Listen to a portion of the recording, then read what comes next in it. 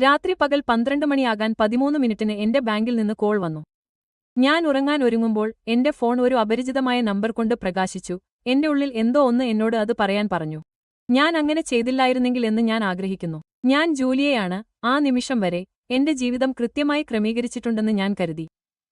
28 വയസ്സുള്ളപ്പോൾ എനിക്ക് മാർക്കറ്റിംഗിൽ സ്ഥിരമായ ഒരു ജോലിയും എന്റെ സ്വന്തം അപ്പാർട്ട്മെന്റും ഒരു ഇണക്കമുള്ള കുടുംബവും ഉണ്ടായിരുന്നു.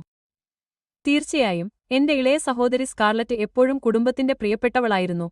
പക്ഷേ ഞാൻ അതിനൊപ്പം ജീവിക്കാൻ പഠിച്ചു. ആ ദിവസം നേരത്തെ അമ്മയുടെ ജന്മദിനത്തിനായി ഞങ്ങൾ എല്ലാവരും എന്റെ മാതാപിതാക്കളുടെ വീട്ടിൽ ഒത്തുകൂടി. സ്കാർലറ്റ് പതിവുപോലെ ഫാഷനബിൾ ആയി വൈകി. അവളുടെ ബാരിസ്റ്റർ ശമ്പളത്തിന് താങ്ങാൻ കഴിയില്ലെന്ന് എനിക്കറിയാമായിരുന്ന ഒരു ഡിസൈനർ വസ്ത്രം ധരിച്ചെത്തി. ഓ പ്രിയേ, നീ വളരെ മനോഹരമായി കാണപ്പെടുന്നു. ഞാൻ മേശ ഒരുക്കി കഴിഞ്ഞപ്പോൾ അമ്മ സ്കാർലറ്റിനെ കെട്ടിപ്പിടിച്ചു. കഴിഞ്ഞ 20 മിനിറ്റായി ഞാൻ ചെയ്യുന്നത് ആരും ശ്രദ്ധിക്കാത്ത ഒരു ജോലി. നന്ദി അമ്മേ. നിങ്ങളുടെ വലിയ ദിവസത്തിനായി എനിക്ക് എന്തെങ്കിലും പ്രത്യേകമായി ലഭിക്കണമായിരുന്നു. സ്കാർലറ്റ് ചുഴറ്റി. അവളുടെ പെർഫെക്റ്റ് സ്റ്റൈൽ ചെയ്ത മുടി തുള്ളിച്ചാടി. അവൾ എന്റെ കണ്ണിൽ പെടുകയും പുഞ്ചിരിക്കുകയും ചെയ്തു. ജൂലിയ, നീ സുഖമായി കാണപ്പെടുന്നു. രക്ഷപ്പെടാൻ ഭീഷണിയായ മറുപടി വിഴുങ്ങിക്കൊണ്ട് ഞാൻ എന്റെ വിവേകപൂർണമായ ബ്ലൗസ് മിനുസപ്പെടുത്തി. എന്റെ ഉറ്റ സുഹൃത്തായ അഡ്രിയൻ എപ്പോഴും എനിക്കുവേണ്ടി കൂടുതൽ നിൽക്കണമെന്ന് പറഞ്ഞിരുന്നു. പക്ഷേ എനിക്ക് സമാധാനം നിലനിർത്താൻ ഇഷ്ടമായിരുന്നു. അച്ഛൻ പഠനത്തിൽ നിന്ന് പുറത്തുവന്നു. സ്കാർലറ്റിനെ കണ്ടപ്പോൾ പെട്ടെന്ന് പ്രകാശിച്ചു. എന്റെ കൊച്ചു രാജകുമാരി ഇതാ. ആ പുതിയ അപ്പാർട്ട്മെന്റ് എങ്ങനെ പ്രവർത്തിക്കുന്നു? അത് അതിശയകരമാണ് അച്ഛാ. കാഴ്ച അവിശ്വസനീയമാണ്. സ്കാർലറ്റ് പൊട്ടിത്തെറിച്ചു. കഴിഞ്ഞ മാസം വാടകയ്ക്ക് എങ്ങനെ ബുദ്ധിമുട്ടുന്നു എന്ന ഭാഗം സൗകര്യപൂർവ്വം ഒഴിവാക്കി. ജൂലിയ, പ്രിയേ, അമ്മ അടുക്കളയിൽ നിന്ന് വിളിച്ചു. പാത്രങ്ങൾ ഉണ്ടാക്കാൻ നിനക്ക് എന്നെ സഹായിക്കാമോ? തീർച്ചയായും. സ്കാർലറ്റ് സ്വീകരണമുറിയിൽ കോടതിയിൽ നിൽക്കുമ്പോൾ എന്നെ വീണ്ടും അടുക്കള ജോലിയിലേക്ക് മാറ്റി. അങ്ങനെ പ്രത്യേകിച്ച് കഠിനമായ ഒരു പാൻ വൃത്തിയാക്കുന്നതിനിടയിൽ സംഭാഷണം നടത്താൻ ശ്രമിച്ചുകൊണ്ട് ഞാൻ പറഞ്ഞു. ട്രിസ്റ്റൻ എങ്ങനെയുണ്ട് സ്കാർലറ്റ്? അടുത്തിടെ അവനെ അവിടെ കണ്ടിട്ടില്ല. മുറി നിശബ്ദമായി. സ്കാർലറ്റിന്റെ പുഞ്ചിരി ഒരു നിമിഷം മിന്നിമറഞ്ഞു. ഓ, അവൻ ജോലി തിരക്കിലാണ്. സാമ്പത്തിക കാര്യങ്ങൾ എങ്ങനെയാണെന്ന് നിങ്ങൾക്കറിയാം. അവളുടെ സ്വരത്തിൽ എന്തോ ഒരു അസ്വസ്ഥത തോന്നി. പക്ഷേ ഞാൻ കൂടുതൽ അന്വേഷിക്കുന്നതിനു മുമ്പ് അമ്മ ഇടപെട്ടു. സ്കാർലറ്റ്, പ്രിയേ, നീ സംഘടിപ്പിക്കുന്ന ആ ചാരിറ്റി പരിപാടിയെക്കുറിച്ച് എല്ലാവരോടും പറയൂ. സ്കാർലറ്റ് മറ്റൊരു അതിശയോക്തി കലർന്ന കഥയിലേക്ക് കടക്കുമ്പോൾ ഞാൻ ട്യൂൺ ചെയ്തു. പകരം അവളുടെ പുതിയ ഡിസൈനർ ബാഗ്, കൈത്തണ്ടയിലെ വിലയേറിയ വാച്ച്, മുടിയിലെ പുതിയ ഹൈലൈറ്റുകൾ, ഒരു ബാരിസ്റ്റയുടെ ശമ്പളം എന്നിവയെക്കുറിച്ച് ഞാൻ പഠിക്കുകയായിരുന്നു. അത് കൂട്ടിച്ചേർത്തില്ല. അഡ്രിയനിൽ നിന്നുള്ള ഒരു സന്ദേശം എന്റെ ഫോൺ മുഴങ്ങി. കുടുംബ സർക്കസ് എങ്ങനെയുണ്ട്? പഴയ അതേ ഷോ. ഞാൻ തിരികെ ടൈപ്പ് ചെയ്തു.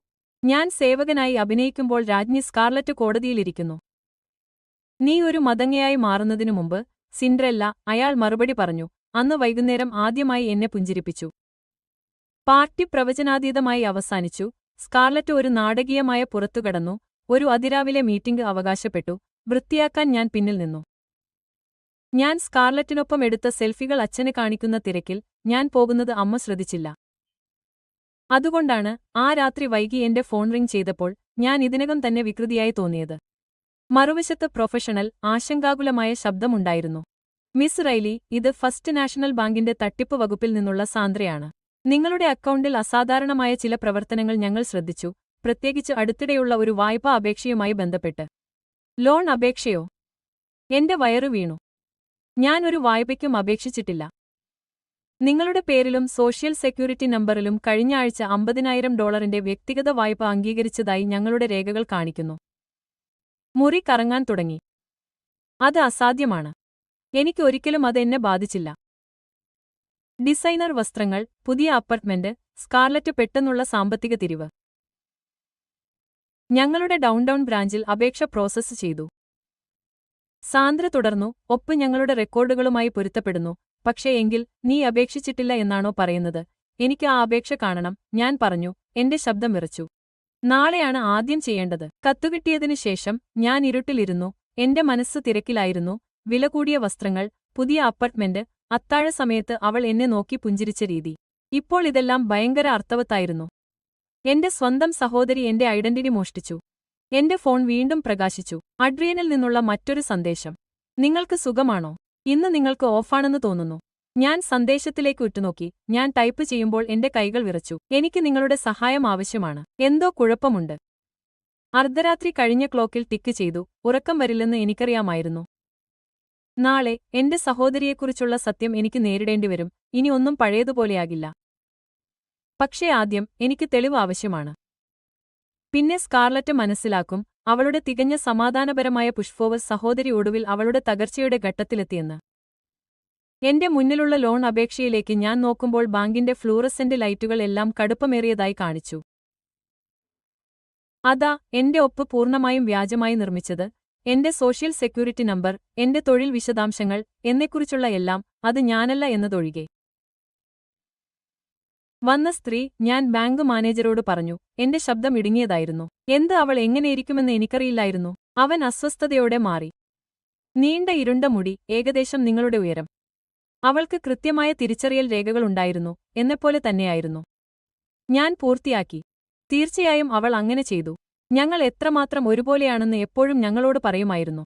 അഡ്രിയൻ എന്റെ കൈ മേശക്കടിയിൽ ഞെക്കി. അന്ന് രാവിലെ ഞാൻ ആദ്യം അവനെ വിളിച്ചിരുന്നു. അവൻ എന്നോടൊപ്പം വരാൻ നിർബന്ധിച്ചു.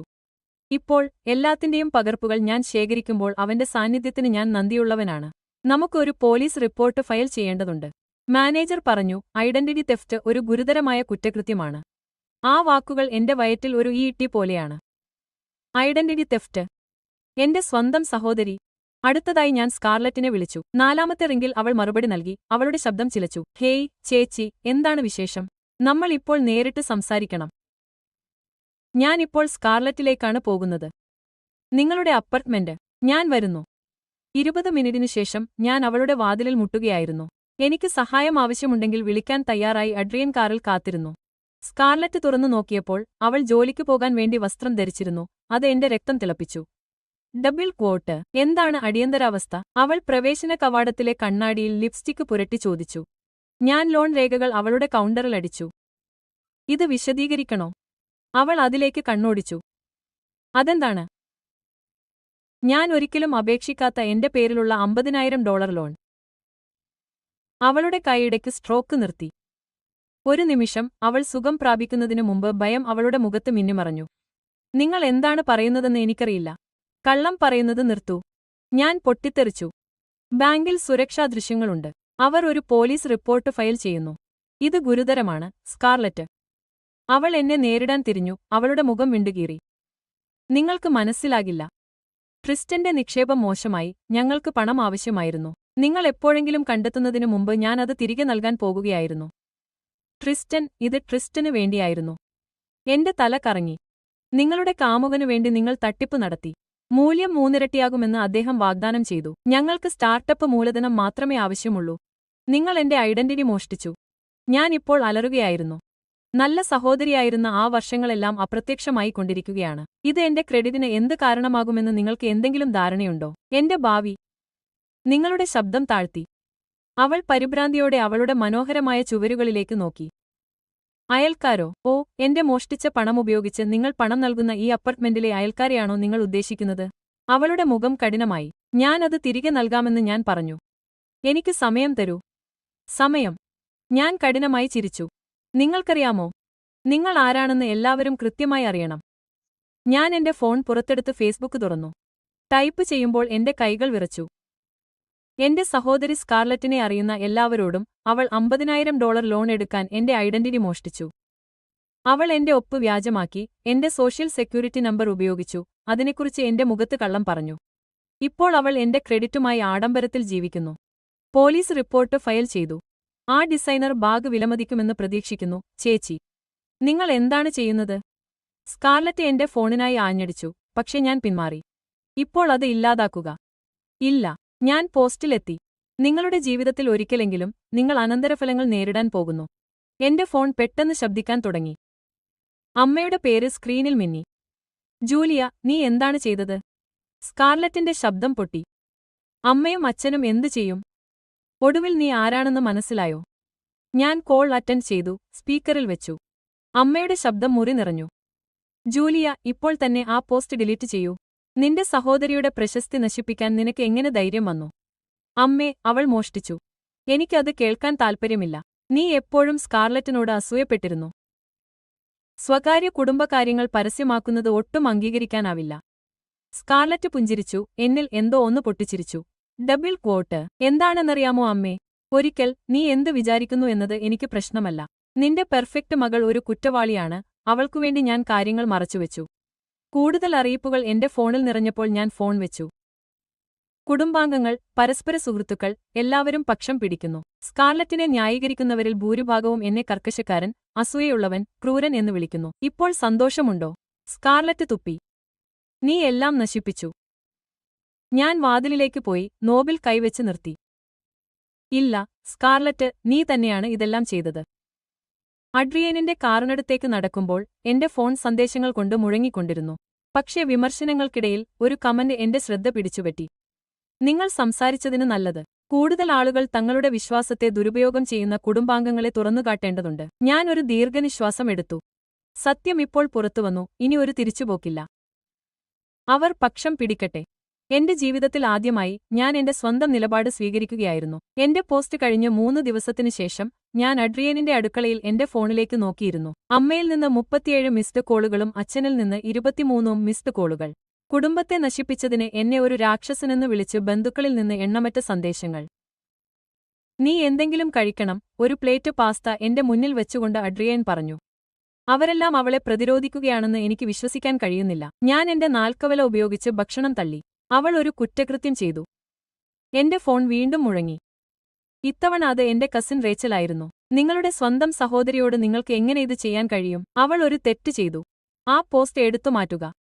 ഞാൻ എന്റെ ഫോൺ സോഫയ്ക്ക് കുറുകെ എറിഞ്ഞു. ഒരു തെറ്റ്. അവൾ മനഃപൂർവ്വം എന്റെ ഒപ്പ് വ്യാജമായി ഉണ്ടാക്കി. ഹേയ്, അഡ്രിയേൻ എന്റെ തോളിൽ പിടിച്ചു. എന്നെ നോക്കൂ. നീ ചെയ്തത് ശരിയാണ്. പോലീസ് റിപ്പോർട്ട് ഫയൽ ചെയ്തു. ബാങ്ക് അന്വേഷണം ആരംഭിച്ചിരിക്കുന്നു. വാതിലിൽ മുട്ടുന്നത് കേട്ട് അയാൾ ഞെട്ടിപ്പോയി. പീപ്ഹോളിലൂടെ നോക്കിയപ്പോൾ അച്ഛൻ അവിടെ ദുഃഖിതനായി നിൽക്കുന്നത് ഞാൻ കണ്ടു. എനിക്ക് അവനോട് പോകാൻ പറയാം, അഡ്രിയൻ വാഗ്ദാനം ചെയ്തു. ഞാൻ തലയാട്ടി. ഇല്ല, ഇത് നേരിടേണ്ട സമയമായി. ഞാൻ വാതിൽ തുറന്ന നിമിഷം അച്ഛൻ പൊട്ടിത്തെറിച്ചു. ജൂലിയ, ഇത് മതിയായിരുന്നു. ആ പോസ്റ്റ് ഡിലീറ്റ് ചെയ്ത് സഹോദരിയോട് ക്ഷമ ചോദിക്കൂ.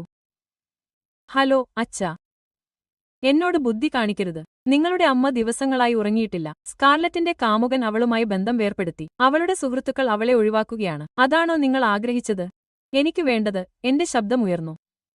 എനിക്ക് വേണ്ടത് എന്റെ ഐഡന്റിറ്റി മോഷ്ടിക്കാത്ത ഒരു സഹോദരിയെയായിരുന്നു. ഞാൻ ഇവിടെ ഇരയാണെന്ന് യഥാർത്ഥത്തിൽ കരുതുന്ന മാതാപിതാക്കളെയായിരുന്നു എനിക്ക് വേണ്ടത്. ഞങ്ങൾക്ക് താൽപ്പര്യമുണ്ട്, പക്ഷെ എന്താണ്? പക്ഷേ സ്കാർലറ്റിന്റെ വികാരങ്ങൾ പ്രധാനമാണ്. ശരിയും തെറ്റും എന്നതിനേക്കാൾ കുടുംബ പ്രതിച്ഛായ പ്രധാനമാണ്.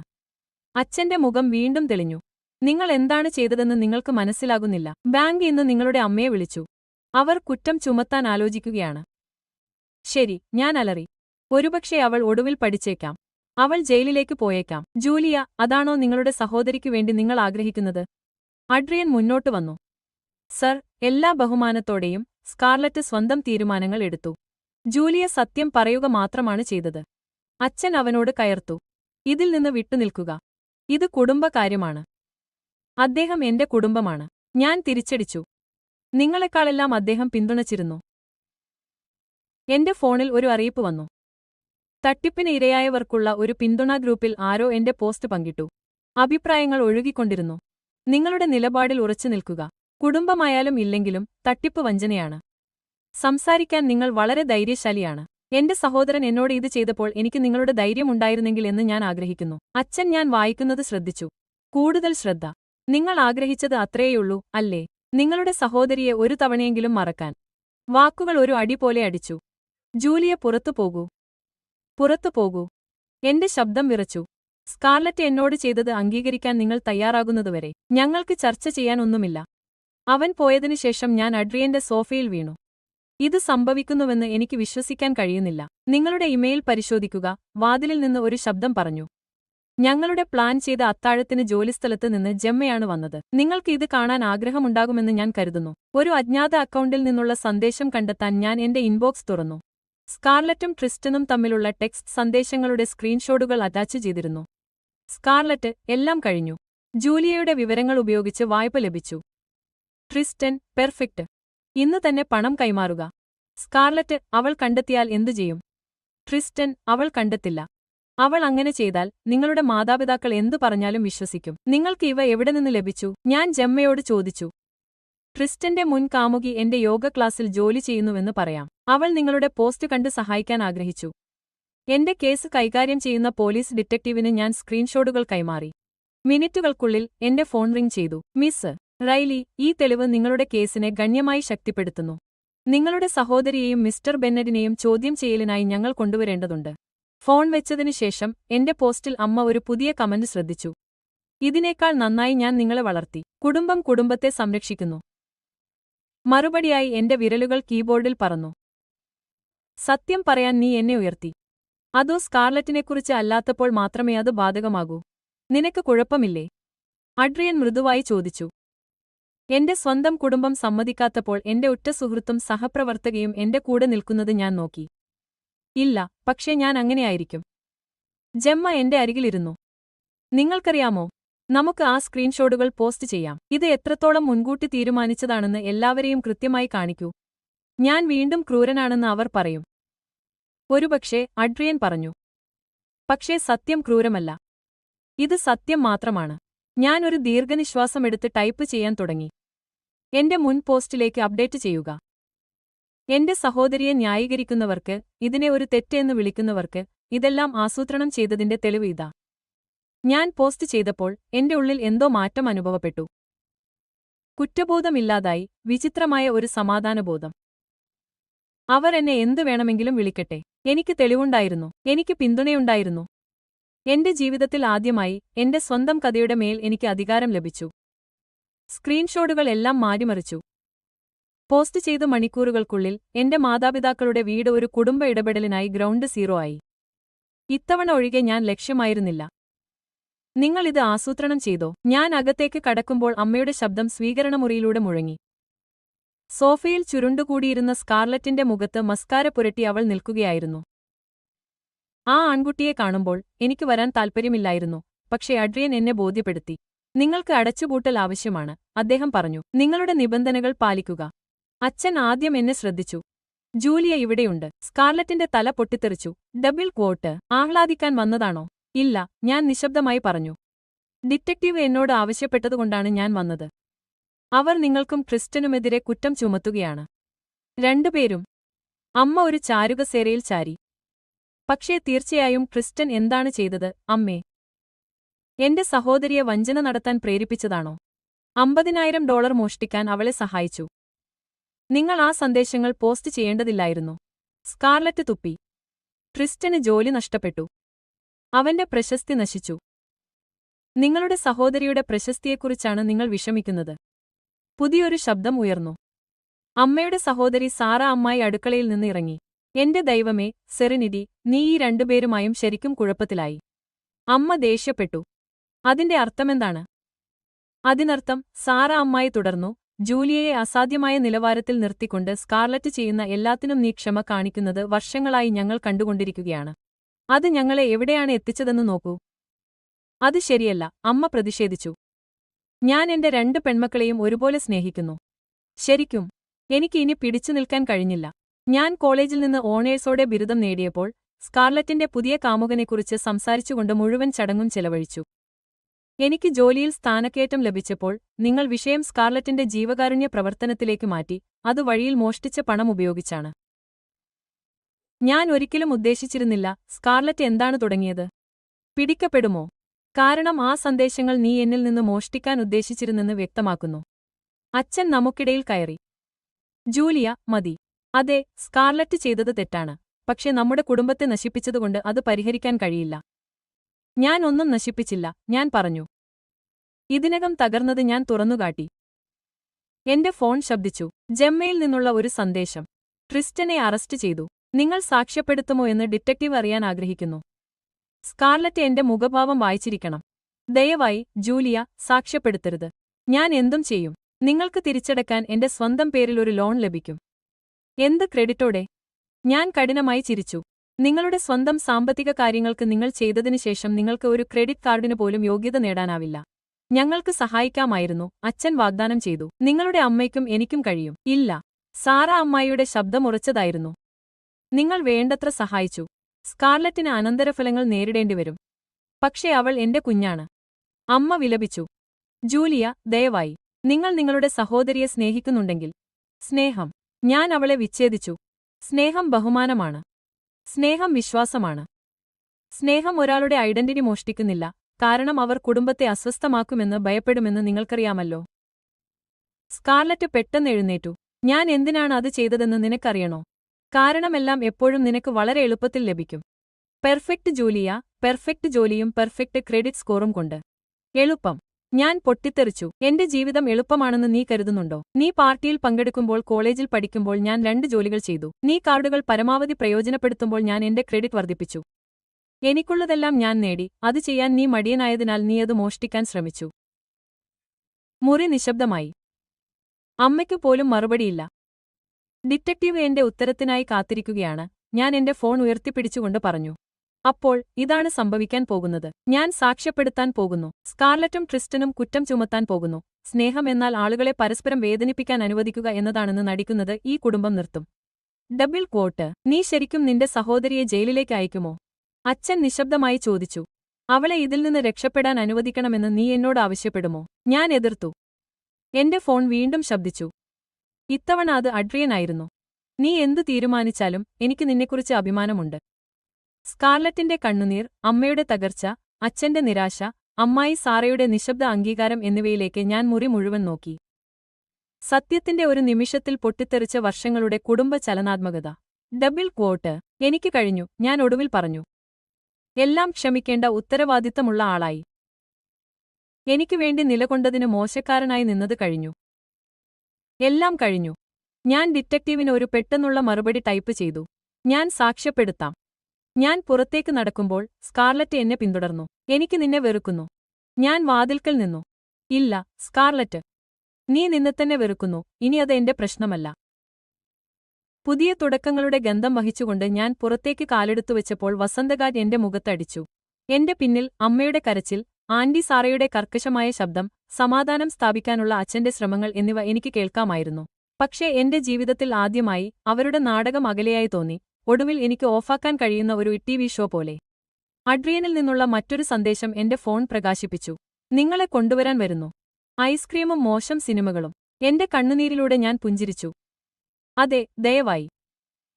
ഏറ്റുമുട്ടലിന് 2 ആഴ്ച കഴിഞ്ഞപ്പോൾ ഡിറ്റക്റ്റീവ് മോറിസിന്റെ എതിർവശത്ത് കേസ് ഫയലുകൾ പരിശോധിക്കുന്നത് ഞാൻ നിരീക്ഷിച്ചു. തെളിവുകൾ ശക്തമാണെന്ന് അവൾ പറഞ്ഞു. കുത്ത്.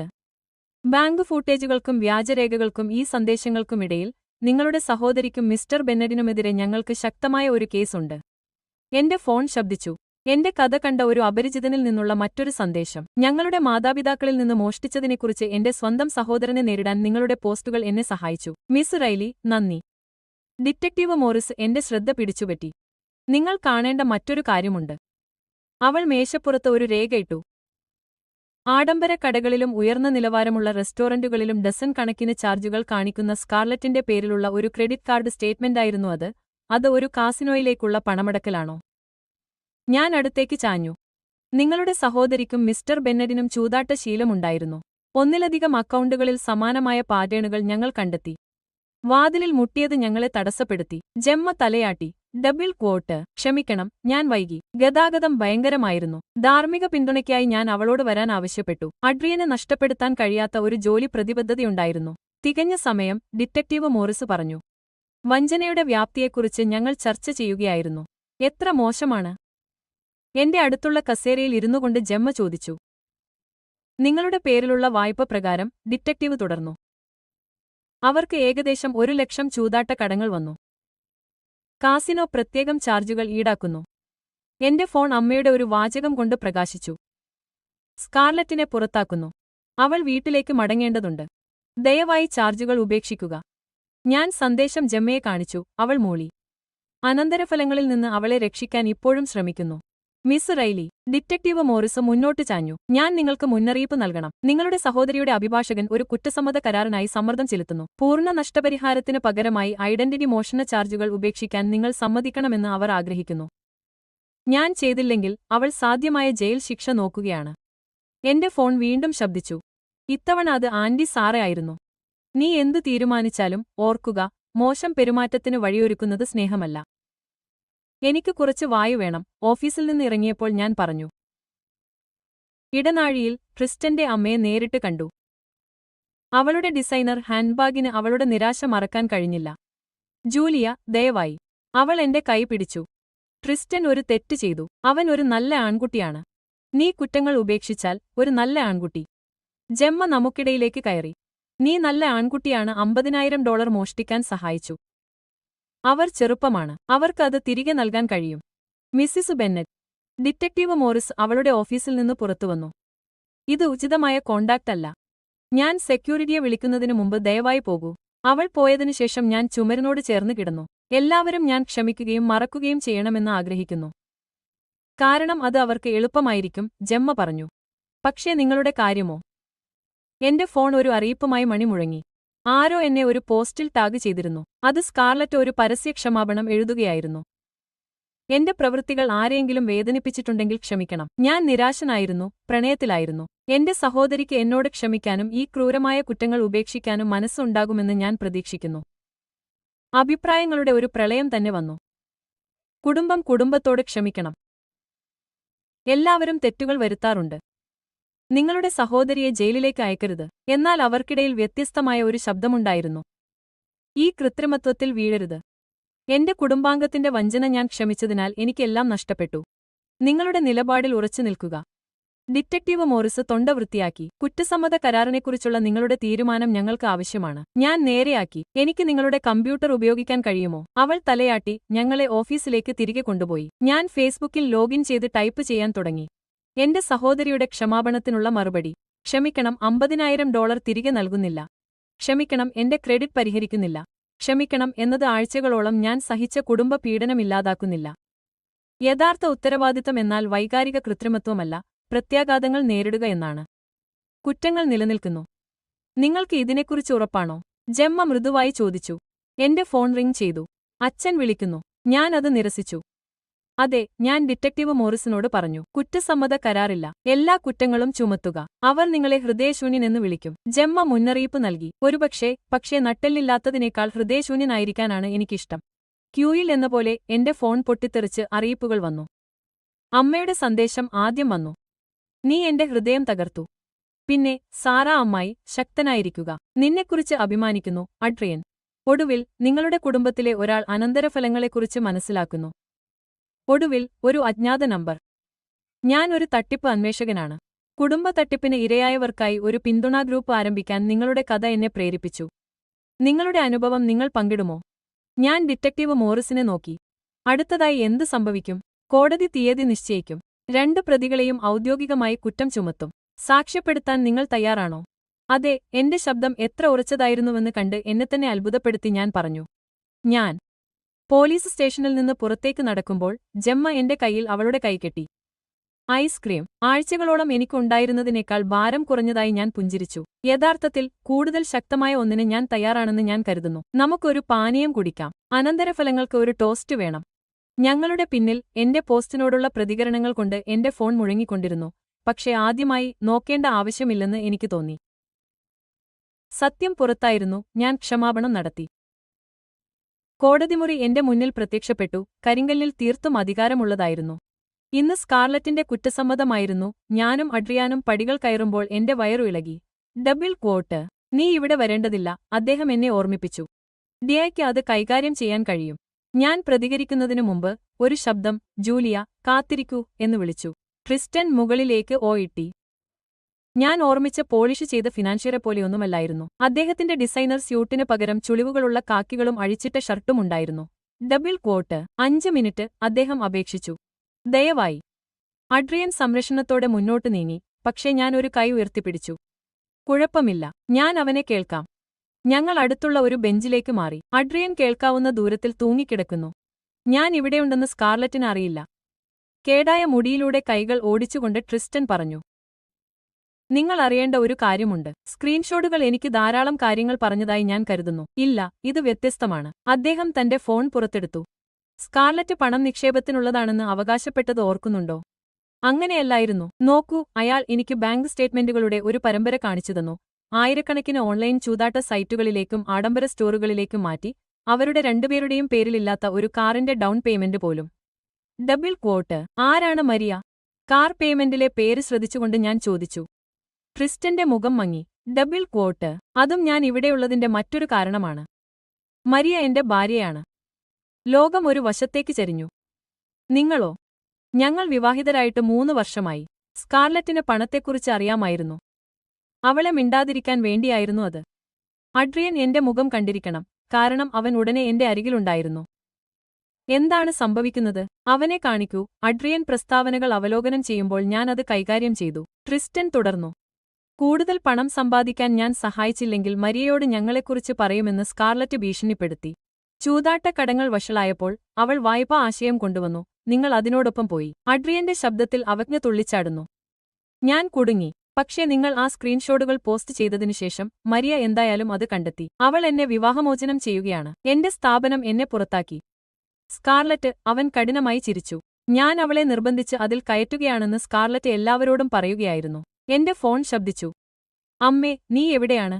സ്കാർലറ്റിന് കോടതിയിൽ നിന്നെ വേണം. എന്തിനാണ് ഇപ്പോൾ നീ ഇത് എന്നോട് പറയുന്നത്? ഞാൻ ട്രിസ്റ്റനോട് ചോദിച്ചു. കാരണം ഞാൻ ഒരു ഹർജി കരാർ എടുക്കുകയാണ്.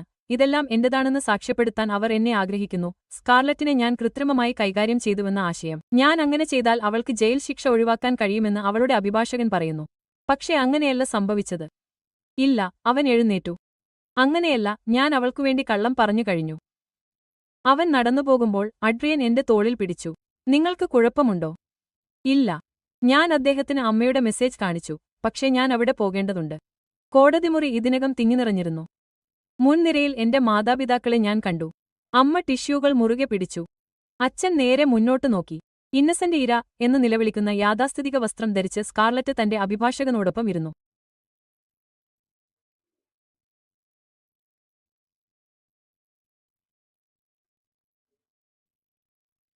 എല്ലാവരും എഴുന്നേറ്റു. ബെയ്ഫ് വിളിച്ചു. ജഡ്ജി അകത്തേക്ക് കടന്നപ്പോൾ സ്കാർലറ്റ് തിരിഞ്ഞു എന്റെ കണ്ണിൽപ്പെട്ടു. ഒരു നിമിഷം അവളുടെ മുഖംമൂടി തെറിച്ചു. ഞാൻ കടുത്ത പരിഭ്രാന്തി കണ്ടു. നടപടിക്രമങ്ങൾ ആരംഭിച്ചു. കുറ്റപത്രങ്ങൾ വായിച്ചു. ദയവായി പ്രവേശിച്ചു. അപ്പോൾ സ്കാർലറ്റിന്റെ അഭിഭാഷകൻ എഴുന്നേറ്റു. യുവർ ഓണർ, എന്റെ കക്ഷിയെ പ്രായമായ, സങ്കീർണമായ ഒരു സാമ്പത്തിക വിദഗ്ധൻ കൃത്രിമമായി കൈകാര്യം ചെയ്തു. മിസ്റ്റർ ബെന്നറ്റ് എതിർപ്പിനായി തന്റെ വൈദഗ്ധ്യം ഉപയോഗിച്ചു. പ്രോസിക്യൂട്ടർ എഴുന്നേറ്റു. തട്ടിപ്പിന് തുടക്കമിട്ട മിസ് റൈലി ഒരു സന്നദ്ധ പങ്കാളിയാണെന്ന് തെളിയിക്കുന്ന തെളിവുകൾ ഞങ്ങളുടെ പക്കലുണ്ട്. തെളിവ്. Double quote. സ്കാർലറ്റിന്റെ അഭിഭാഷകൻ പരിഹസിച്ചു. സന്ദർഭത്തിൽ നിന്ന് എളുപ്പത്തിൽ നീക്കം ചെയ്യാവുന്ന കുറച്ച് ടെക്സ്റ്റ് സന്ദേശങ്ങൾ. ശരിക്കും, കോടതിമുറിയുടെ പിന്നിൽ നിന്ന് ഒരു പുതിയ ശബ്ദം വിളിച്ചു. ഇനിയുമുണ്ട്. എല്ലാ തലകളും തിരിഞ്ഞു. ട്രിസ്റ്റൻ ഒരു മനില കവർ പിടിച്ചുകൊണ്ട് മുന്നോട്ടു നീങ്ങി. യുവർ ഓണർ, അദ്ദേഹം ജഡ്ജിയെ അഭിസംബോധന ചെയ്തു. ഈ തട്ടിപ്പ് ആസൂത്രണം ചെയ്യുന്നതിൽ മിസ് റൈലിയുടെ സജീവ പങ്ക് തെളിയിക്കുന്ന രേഖകൾ എന്റെ പക്കലുണ്ട്. അവളുടെ സഹോദരിയെ ലക്ഷ്യം വെച്ചുള്ള ഞങ്ങളുടെ സംഭാഷണങ്ങളുടെ റെക്കോർഡിംഗുകളും ഇതിൽ ഉൾപ്പെടുന്നു. സ്കാർലറ്റ് ചാടിയെഴുന്നേറ്റു. അവൻ കള്ളം പറയുകയാണ്. അവൻ എന്നെക്കൊണ്ട് അത് ചെയ്യിപ്പിച്ചു. മിസ് റൈലി, ജഡ്ജി മുന്നറിയിപ്പ് നൽകി. ഇരിക്കൂ. ട്രിസ്റ്റൻ കവർ കൈമാറിയപ്പോൾ സ്കാർലറ്റ് എന്റെ നേരെ തിരിഞ്ഞു. ജൂലിയ, അവരോട് പറയൂ. അവൻ എന്നെ നിർബന്ധിച്ചു എന്ന് അവരോട് പറയൂ. കോടതിമുറി നിശബ്ദമായി എന്റെ മറുപടിക്കായി കാത്തിരുന്നു. അമ്മയുടെ യാചന കണ്ണുകൾ. അച്ഛന്റെ കർക്കശമായ ഭാവം. എന്റെ പിന്നിൽ അഡ്രിയന്റെ പിന്തുണയുടെ സാന്നിധ്യം. എന്റെ സഹോദരിയുടെ നിരാശാജനകമായ നോട്ടം കണ്ടപ്പോൾ എല്ലാം മങ്ങി. Double quote. ഇല്ല, ഞാൻ വ്യക്തമായി പറഞ്ഞു. ഇനി കള്ളം പറയേണ്ടതില്ല, സ്കാർലറ്റ്. അവൾ കസേരയിൽ വീണു. തോളുകൾ വിറച്ചു. അമ്മ എഴുന്നേൽക്കാൻ തുടങ്ങി. പക്ഷെ അച്ഛൻ അവളെ പിന്നിലേക്ക് പിടിച്ചു. ഈ പുതിയ തെളിവുകളുടെ വെളിച്ചത്തിൽ ജഡ്ജി പ്രഖ്യാപിച്ചു. ജാമ്യം $50,000 നിശ്ചയിച്ചിരിക്കുന്നു. 2 ആഴ്ചയ്ക്കുള്ളിൽ അടുത്ത വാദം കേൾക്കൽ. ബെയ്ഫ് സ്കാർലറ്റിനെ കൂട്ടിക്കൊണ്ടുപോയപ്പോൾ അവൾ വിളിച്ചു പറഞ്ഞു. അമ്മേ, അച്ഛാ, ദയവായി. എന്റെ മാതാപിതാക്കൾ എന്റെ വഴി നോക്കാതെ അവരുടെ വിലയേറിയ മകളുടെ പിന്നാലെ ഓതുന്നത് ഞാൻ കണ്ടു. പക്ഷേ ഒരിക്കൽ അവരുടെ നിരസിക്കൽ വേദനിപ്പിച്ചില്ല. പുറത്ത് അഡ്രിയൻ എനിക്ക് ഒരു കാപ്പി തന്നു. അത് തീവ്രമായിരുന്നു. അതെ. ഞാൻ എന്റെ ഫോൺ പരിശോധിച്ചു. ഞാൻ ചേർന്ന സപ്പോർട്ട് ഗ്രൂപ്പിൽ നിന്നുള്ള ഡസൻ കണക്കിന് അറിയിപ്പുകൾ. പക്ഷേ അത് വിലമതിക്കുന്നു. ഇനി എന്താണ്? ഞാൻ ശുദ്ധവായി ശ്വസിച്ചു. ഇപ്പോൾ നമുക്ക് പ്രഭാതഭക്ഷണം ലഭിക്കുന്നു. സ്കാർലറ്റിന്റെ നാടകം എന്റെ ജീവിതം നിർണ്ണയിക്കാൻ അനുവദിച്ചു. ഞങ്ങൾ നടന്നുപോകുമ്പോൾ അമ്മ എന്റെ പേര് വിളിക്കുന്നത് ഞാൻ കേട്ടു. ആദ്യമായി ഞാൻ നടന്നു. സ്കാർലറ്റിന്റെ ശിക്ഷാവിധി പ്രഖ്യാപിക്കുന്ന ദിവസം എന്റെ വാതിൽക്കൽ ഒരു അപ്രതീക്ഷിത സന്ദർശകനായി എത്തി. 2 കാപ്പി കപ്പുകൾ പിടിച്ച് ദൃഢനിശ്ചയത്തോടെയുള്ള ഭാവത്തോടെ അമ്മായി സാറ അവിടെ നിന്നു. Double quote. നിന്റെ അമ്മ ഒരു കുഴപ്പക്കാരിയാണ്, അവൾ ഒരു കപ്പ് എനിക്ക് നീട്ടിക്കൊണ്ട് പറഞ്ഞു. കുടുംബത്തിലെ എല്ലാവരെയും വിളിച്ച് സ്കാർലറ്റിനു വേണ്ടി കഥാപാത്ര പരാമർശങ്ങൾ എഴുതാൻ യാചിച്ചുകൊണ്ടിരുന്നു. നീ ഒരെണ്ണം എഴുതിയോ? ഇല്ല. അതുകൊണ്ടാണ് ഞാൻ കുടുംബ അത്താഴങ്ങളിൽ പേഴ്സണ നോൺ ഗ്രാഡ. ഇപ്പോൾ അവൾ എന്റെ സോഫയിലിരുന്നു. നീ ശിക്ഷാവിധിക്ക് പോകുന്നുണ്ടോ? ഞാൻ ഉത്തരം പറയുന്നതിനു മുമ്പ് എന്റെ ഫോൺ ശബ്ദിച്ചു. ട്രിസ്റ്റന്റെ ഭാര്യ മരിയയിൽ നിന്നുള്ള ഒരു സന്ദേശം. സത്യം തുറന്നുകാട്ടിയതിന് നന്ദി. വിവാഹമോചനം അന്തിമമാണ്. അയാൾക്ക് ഇനി നമ്മളെ രണ്ടുപേരെയും വേദനിപ്പിക്കാൻ കഴിയില്ല. ജൂലിയ, അമ്മായി സാറ നിർബന്ധിച്ചു. ഞാൻ പോകണം, ഞാൻ പറഞ്ഞു. എനിക്ക് ഇത് കാണണം. കോടതിയിൽ വിചാരണയേക്കാൾ തിരക്കായിരുന്നു. എന്റെ കഥ വൈറലായി. കുടുംബവഞ്ചനയെയും വിഷലിപ്തമായ ക്ഷമയെയും കുറിച്ചുള്ള ചർച്ചകൾക്ക് തുടക്കമിട്ടു. ഓൺലൈൻ സപ്പോർട്ട് ഗ്രൂപ്പിൽ നിന്ന് നിരവധി പരിചിത മുഖങ്ങൾ ഞാൻ കണ്ടു. തയ്യാറാണോ? അഡ്രിയൻ എന്റെ അരികിൽ പ്രത്യക്ഷപ്പെട്ടു, തന്റെ ടൈ നേരെയാക്കി. കോടതിമുറിയിൽ പ്രവേശിക്കുന്നതിനു മുമ്പ് അമ്മ ഞങ്ങളെ തടഞ്ഞു. ജൂലിയ, ദയവായി. നിങ്ങളിൽ നിന്നുള്ള ഒരു വാക്ക് അവളുടെ വാചകം കുറയ്ക്കും. അവൾ നിങ്ങളുടെ സഹോദരിയാണ്. Mrs Riley. അഡ്രിയൻ ചുവടുവെച്ചു. നമുക്കിടയിൽ. ജൂലിയ ഒരു കുറ്റകൃത്യം ചെയ്തവളല്ല. പക്ഷേ അവളാണ് അവളുടെ സഹോദരിയെ ജയിലിലേക്ക് അയച്ചത്. ഇല്ല. ഞാൻ അവളെ നേരിടാൻ തിരിഞ്ഞു. സ്കാർലറ്റിന്റെ പ്രവൃത്തി അവളെ ജയിലിലേക്ക് അയച്ചു. എന്റെ നിശബ്ദത എന്നെ അതിൽ പങ്കാളിയാക്കും. അകത്ത് സ്കാർലറ്റ് തന്റെ അഭിഭാഷകയോടൊപ്പം നിരപരാധിയായ ഇരയുടെ അതേ വസ്ത്രം ധരിച്ചിരുന്നു, പക്ഷേ ഇത്തവണ എന്തോ വ്യത്യസ്തമായിരുന്നു. അവൾ പരാജയപ്പെട്ടതായി കാണപ്പെട്ടു. ജഡ്ജി പ്രവേശിച്ചു, നടപടിക്രമങ്ങൾ ആരംഭിച്ചു. സ്കാർലറ്റിന്റെ കുറ്റകൃത്യങ്ങളുടെ വ്യാപ്തി പ്രോസിക്യൂട്ടർ വിശദീകരിച്ചു. എന്റെ വായ്പ മാത്രമല്ല, വർഷങ്ങളുടെ വഞ്ചനയും കൃത്രിമത്വവും. അപ്പോൾ സ്കാർലറ്റിന്റെ അഭിഭാഷകൻ എഴുന്നേറ്റു. ബഹുമാന്യരെ, എന്റെ കക്ഷി അവളുടെ തെറ്റുകൾ തിരിച്ചറിയുന്നു. അവൾ ഒരു പ്രസ്താവന നടത്താൻ തയ്യാറാണ്. സ്കാർലറ്റ് കൈകൾ വിറപ്പിച്ചുകൊണ്ട് വേദിയിലേക്കെത്തി. കോടതിയോട് മാത്രമല്ല, എന്റെ സഹോദരിയോട് ക്ഷമ ചോദിക്കാൻ ഞാൻ ആഗ്രഹിച്ചു. അവൾ എന്റെ നേരെ തിരിഞ്ഞപ്പോൾ എന്റെ ശ്വാസം നിലച്ചു. ജൂലിയ, ഞാൻ എന്റെ ജീവിതം മുഴുവൻ നിന്നോട് അസൂയപ്പെട്ടു. നീ കഠിനാധ്വാനം ചെയ്തു, നല്ല തിരഞ്ഞെടുപ്പുകൾ നടത്തി, ഒരു യഥാർത്ഥ ജീവിതം കെട്ടിപ്പടുത്തു. ഞാൻ കുറുക്കുവഴികൾ ഉപയോഗിച്ചു, കള്ളം പറഞ്ഞു, കൃത്രിമം കാണിച്ചു. നിനക്ക് ഉള്ളതെടുക്കാൻ ഒരു അവസരം കണ്ടപ്പോൾ അവൾ അവളുടെ കണ്ണുകൾ തുടച്ചു.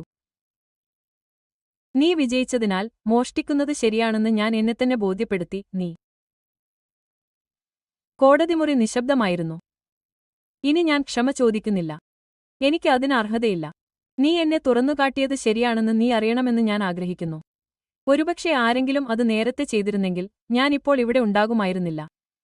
അച്ഛൻ പെട്ടെന്ന് എഴുന്നേറ്റ് പുറത്തേക്ക് നടന്നു. അമ്മ കരഞ്ഞുകൊണ്ട് പിന്നാലെ വന്നു. ജഡ്ജി തൊണ്ട വൃത്തിയാക്കി. മിസ് റിലെ, ഐഡന്റിറ്റി മോഷണം, വഞ്ചന, ഗൂഢാലോചന എന്നീ കുറ്റങ്ങൾ നിങ്ങൾ സമ്മതിച്ചു. നിങ്ങളുടെ കുറ്റസമ്മതവും സഹകരണവും കണക്കിലെടുത്ത് ഞാൻ നിന്നെ 18 മാസം തടവിനും തുടർന്ന് 5 വർഷത്തെ പ്രൊബേഷനും വിധിക്കുന്നു. നീ നിന്റെ സഹോദരിക്ക് പൂർണ്ണമായ നഷ്ടപരിഹാരവും നൽകും. ബെയ്ഫ് അടുത്തെത്തിയപ്പോൾ സ്കാർലറ്റ് അവസാനമായി എന്നെ നോക്കി. എനിക്ക് ശരിക്കും ക്ഷമിക്കണം, ജൂലിയ. ഇത് ആരംഭിച്ചതിനുശേഷം ആദ്യമായി ഞാൻ അവളെ വിശ്വസിച്ചു. പുറത്ത് കോടതിയുടെ പടികൾക്കരികിൽ റിപ്പോർട്ടർമാർ കൂട്ടം കൂടി. ഒരു പത്രപ്രവർത്തകൻ എന്റെ നേരെ ഒരു മൈക്രോഫോൺ നീട്ടി. നിങ്ങളുടെ സഹോദരിയുടെ ശിക്ഷയെക്കുറിച്ച് നിങ്ങൾക്ക് എന്തു തോന്നുന്നു? ഞാൻ പ്രതികരിക്കുന്നതിനു മുമ്പ് സാറ അമ്മായി മുന്നോട്ട് വന്നു. എന്റെ മരുമകൾ ഒരു കുറ്റകൃത്യം തുറന്നുകാട്ടുകയും കുടുംബത്തിന്റെ വലിയ സമ്മർദ്ദം വകവയ്ക്കാതെ ഉറച്ചുനിൽക്കുകയും ചെയ്തു. അതാണ് ഇവിടെ യഥാർത്ഥ കഥ. അഡ്രിയൻ എന്നെ ജനക്കൂട്ടത്തിനിടയിലൂടെ തന്റെ കാറിലേക്ക് നയിച്ചു. എന്റെ ഫോൺ നോട്ടിഫിക്കേഷനുകൾ കൊണ്ട് പൊട്ടിത്തെറിച്ചു. അമ്മയിൽ നിന്ന് ഇപ്പോൾ നീ സന്തോഷവതിയാണെന്ന് ഞാൻ പ്രതീക്ഷിക്കുന്നു. അച്ഛനിൽ നിന്ന് ഇതിനേക്കാൾ നന്നായി ഞങ്ങൾ നിന്നെ വളർത്തി. ജമ്മയിൽ നിന്ന് നീതി ഇന്ന് രാത്രി പാനീയങ്ങൾ വിളമ്പി. സപ്പോർട്ട് ഗ്രൂപ്പിൽ നിന്ന് ഞങ്ങളിൽ പലരെയും സംസാരിക്കാൻ പ്രേരിപ്പിച്ചു. നിർത്തൂ, ഞാൻ പെട്ടെന്ന് അഡ്രിയനോട് പറഞ്ഞു. എന്താണ് തെറ്റ്? ഒന്നുമില്ല. ഞാൻ എന്റെ ഫോൺ പുറത്തെടുത്ത് ഫേസ്ബുക്ക് തുറന്നു. അവസാനമായി ഒരു പോസ്റ്റിനുള്ള സമയമായി. ഇന്ന് എന്റെ ഐഡന്റിറ്റി മോഷ്ടിച്ചതിന് എന്റെ സഹോദരിയെ ശിക്ഷിച്ചു.